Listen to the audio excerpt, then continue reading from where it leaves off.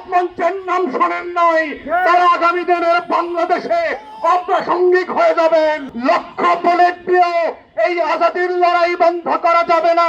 শহীদ উসমানদেরকে নতুন করে পাড়ায় মহল্লায় আবার পরিচিত করানো হবে। যারা বাংলাদেশের অলিতে গলিতে কান্দখানে আজাদির আকাঙ্ক্ষা বোঝেন না, যারা ওসমান হাদির নামটা পর্যন্ত সুন্দর করে উচ্চারণ করতে পারেন না, তারা ইনকিলাব মঞ্চের নাম শোনেন নাই, তারা আগামী দিনের বাংলাদেশে অপ্রাসঙ্গিক হয়ে যাবেন। এটাই হচ্ছে আগামী দিনের রাজনীতির মূল তত্ত্ব কথা। এটাই হচ্ছে আজাদির বাংলাদেশ, এটাই হচ্ছে বাংলাদেশ 2।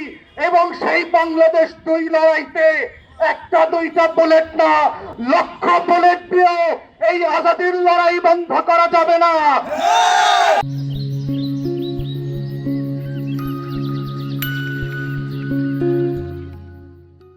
আপনারা বারবার চেষ্টা করেছেন, হেফাজতের গণহত্যা হয়েছে, 1,64,000 বুলেট মেরেছিলেন।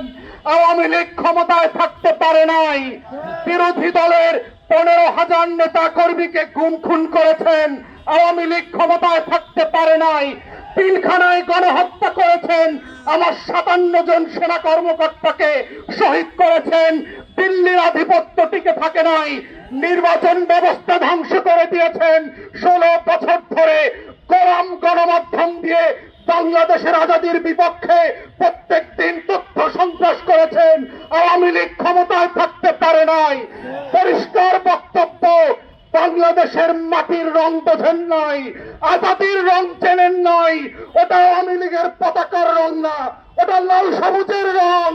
ওটার জন্য লক্ষ লক্ষ মানুষ জীবন দেওয়ার জন্য যেমন প্রস্তুত আছে, আগামী দিনেও থাকবে। অতএব শত্রুরা সাবধান, লক্ষ বুলেট প্রস্তুত রাখতে পারেন। আমরাও লাল সবুজের পতাকা বুকে পেঁচিয়ে দিয়ে বাংলার আনাচে কানাচে আমার স্বাধীনতা আজাদির লড়াই চালিয়ে যাব।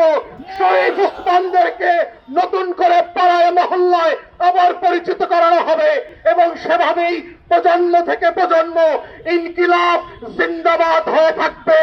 ইনকিলাব ইনকিলাব ইনকিলাব ইনকিলাব।